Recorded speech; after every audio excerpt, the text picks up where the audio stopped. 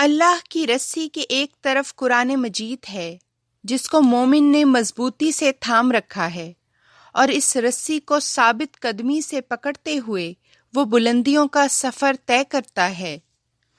تو سفر کے اختتام پر رسی کے دوسری جانب اسے اس کی منزل ملتی ہے، یعنی نعمتوں والی جنتیں ہیں جن میں مومن ابدی طور پر بسائے جائیں گے، اور یہ اللہ پاک کا اپنے بندوں سے وعدہ ہے، اور بے شک وہ اپنے وعدے کے خلاف نہیں کرتا۔ عائزہ نے میری بات سنتے ہوئے سر ہلایا۔ میں نے اپنی بات جاری رکھتے ہوئے کہا، میرے اس سفر میں بھی اللہ تعالیٰ کی ذات کو ہی میں نے اپنا بہترین دوست پایا۔ اس پاک ذات نے قدم قدم پر میری رہنمائی فرمائی، اپنا فضل اور رحم مجھ پر کیا، اور ایسا شعلہ نور میرے دل میں پیدا کیا جس سے مجھے ہدایت کا سیدھا راستہ مل گیا، اور خدا کے بے انتہا فضل کے ساتھ میں اس راستے پر چلنے لگی۔ یہ کہتے ہوئے میں نے رک کر پیچھے دیکھا تو باتیں کرتے کرتے ہم کافی سیڑھیاں چڑھ آئے تھے۔ آخری سیڑھی کی اونچائی کچھ زیادہ تھی۔ عائزہ نے اپنے دونوں ہاتھ میرے آگے کر دیے۔ میں نے اس کے ہاتھوں کو مضبوطی سے پکڑا اور آخری سیڑھی چڑھتے ہوئے گھر کے بالائی حصے میں داخل ہو گئی۔ سفید اینٹوں سے بنا یہ محل عالی شان تعمیرات کا ایک شاہکار معلوم ہوتا تھا۔ محل کے دائیں جانب ایک سرسبز باغیچہ تھا جس میں طرح طرح کے پھل اور پھول اگے تھے۔ رنگوں کا ایسا گلستاں میں نے پہلی بار دیکھا تھا۔ حورین اس باغیچے میں کھیلنے لگی۔ تتلیوں کے پیچھے بھاگتی وہ گڑیا جیسی لگ رہی تھی۔ میں اس کو دیکھ کر دل ہی دل میں خوش ہونے لگی۔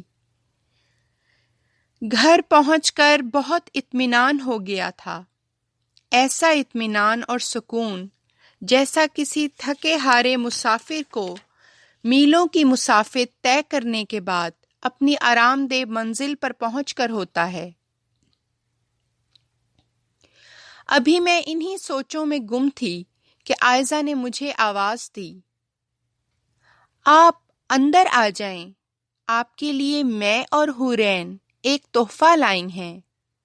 مجھے وہ ایک بہت بڑے کمرے میں لے گئی۔ یہ ایک بہت بڑا بیڈ روم تھا۔ کمرے میں بچھے نرم اور گداز قالین پر میں عائزہ کے پیچھے چلتے ہوئے آ گئی۔ عائزہ کارنر میں لگی کلوزٹ کی طرف بڑھی اور اس میں سے کچھ نکالتے ہوئے مجھ سے مخاطب ہوئی، یہ تحفے میں اور حورین آپ کے لیے لائی ہیں۔ حورین اس سے ضد کرنے لگی کہ جو تحفہ وہ لائی ہے وہ خود مجھے دے گی۔ عائزہ ہنستے ہوئے اسے اس کا لایا ہوا تحفہ دینے لگی۔ میں نے ان دونوں کا شکریہ کہا اور گلے سے لگا لیا۔ پھر عائزہ نے گفٹ کھول کر اس میں سے خوبصورت چوڑیاں نکالیں۔ حورین نے بھی مجھے چوڑیاں ہی دی تھیں۔ عائزہ نے میرے دائیں ہاتھ میں وہ چوڑیاں پہنائیں اور حورین نے بائیں ہاتھ میں۔ خوبصورت رنگوں کی یہ چوڑیاں میرے بازوؤں میں بہت بھلی لگ رہی تھیں، اور سب سے عجیب بات یہ تھی کہ میرے دائیں ہاتھ میں جو چوڑیاں تھیں ان پر عائزہ لکھا تھا، اور بائیں ہاتھ کی چوڑیوں پر حورین بڑے بڑے الفاظ میں درج تھا۔ اس کے بعد عائزہ نے نارنجی اور سبز رنگ کا ایک بہت پیارا لباس الماری سے نکالتے ہوئے کہا، یہ لباس آج آپ پہنیں گی اور میں آپ کو تیار کروں گی۔ آئیں، اس کرسی پر بیٹھ جائیں۔ میں عائزہ کے معصوم چہرے کی طرف دیکھتے ہوئے خاموشی سے آئینے کے سامنے رکھی کرسی پر بیٹھ گئی۔ اسی دوران جب میں نے اپنا چہرہ اس آئینہ میں دیکھا تو میری حیرت کی انتہا نہ رہی۔ مجھے کچھ سمجھ نہیں آ رہا تھا۔ میں کچھ یقین اور بے یقینی کے عالم میں آئینہ دیکھتے ہوئے عائزہ سے مخاطب ہوئی۔ یہ تو میں نہیں ہوں، یہ تو تم ہو۔ تم کون ہو اور میں کون ہوں؟ میں نے قدرے الجھتے ہوئے سوال کیا۔ میں نے اپنے چہرے کو بغور آئینے میں دیکھا۔ یہ تو عائزہ کا چہرہ تھا، وہی چاند چہرہ، جھیل جیسی بڑی کالی آنکھیں اور سیاہ ریشمی زلفیں۔ عائزہ میری طرف دیکھ کر مسکرانے لگی۔ میں نے اس سے پوچھا، مگر میں ایسی تو نہیں تھی؟ وہ مجھے دیکھتے ہوئے دوستانہ لہجے میں بولی، مگر اب آپ ایسی ہی ہیں۔ میں شیشے میں کھڑی اپنے سجے بنے روپ کو بغور دیکھنے لگی تو ایک بھاری روبدار آواز میری سماعت سے ٹکرائی۔ اے نفس مطمئنہ، داخل ہو جا اپنے رب کی رحمت میں، اپنے رب کی جنت میں۔ اس کے ساتھ ہی میری آنکھ کھل گئی تو میں نے اپنے آپ کو اپنے بستر میں لیٹے ہوئے پایا۔ کیا یہ خواب تھا؟ کیا یہ خواب تھا یا حقیقت؟ میں نے خود سے ہی سوال کیا تھا۔ میرے دماغ میں خواب کا ایک ایک لمحہ فلم کی طرح چلنے لگا۔ مجھے یاد آیا کہ میں نماز تہجد ادا کر کر سوئی تھی اور کب ذکر الہی کرتے کرتے میری آنکھ لگ گئی مجھے پتہ ہی نہ چلا تھا۔ اس کا مطلب ہے کہ میں نے خواب میں اپنے آپ کو اللہ تعالیٰ کی رحمت کے سائے میں دیکھا تھا۔ وہ خوبصورت مناظر اور عائزہ اور حورین کی وہ مہمان نوازی، مجھے سب کچھ یاد آنے لگا۔ جو سفید لمبی بس مجھے وہاں چھوڑ کر گئی تھی، وہ دنیا کی عارضی زندگی تھی۔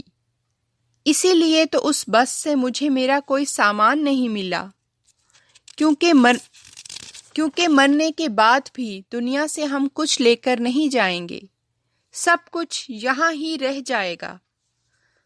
ہم تو صرف اپنے نفوس لے کر جائیں گے۔ نیکی میں ترقی کرنے والے نفوس پاکیزہ ہوں گے اور برائیوں میں بڑھنے والے نفوس آلودہ ہوں گے۔ نفس کی پاکیزگی جنت کو جنم دے گی اور اس کے برعکس نفس کی آلودگی جہنم کو۔ ہر جان جو بھی آگے بھیجے گی اس کو اپنے سامنے پا لے گی۔ میرے کانپتے ہوئے دل سے اللہ اکبر کی صدائیں بلند ہو رہی تھیں۔ میرا دل اپنے پیارے کی حمد سے بھر رہا تھا۔ مجھے لگا کہ کوئی محبت اور الفت کی نہر ہے جو میرے دل میں کھود دی گئی ہے اور وہ پورے زور و شور سے جاری کر دی گئی ہے۔ خود اللہ تعالیٰ قرآن شریف میں فرماتا ہے کہ مومن ایسی جنتوں میں داخل کیے جائیں گے جن کے دامن میں نہریں بہتی ہیں، اور ایک نہر تو مومن کے دل میں بھی جاری کر دی جاتی ہے جو اس کے دل کو سیراب اور زرخیز رکھتی ہے۔ میری دعا ہے کہ ہر دل میں خدا کی محبت کی یہ نہر جاری کر دی جائے، پھر ضرور اس کا نفس مطمئن بھی ہوگا اور اپنے رب کی رحمت میں داخل کیا جائے گا اور آخر کار اپنے رب کی جنت میں بھی۔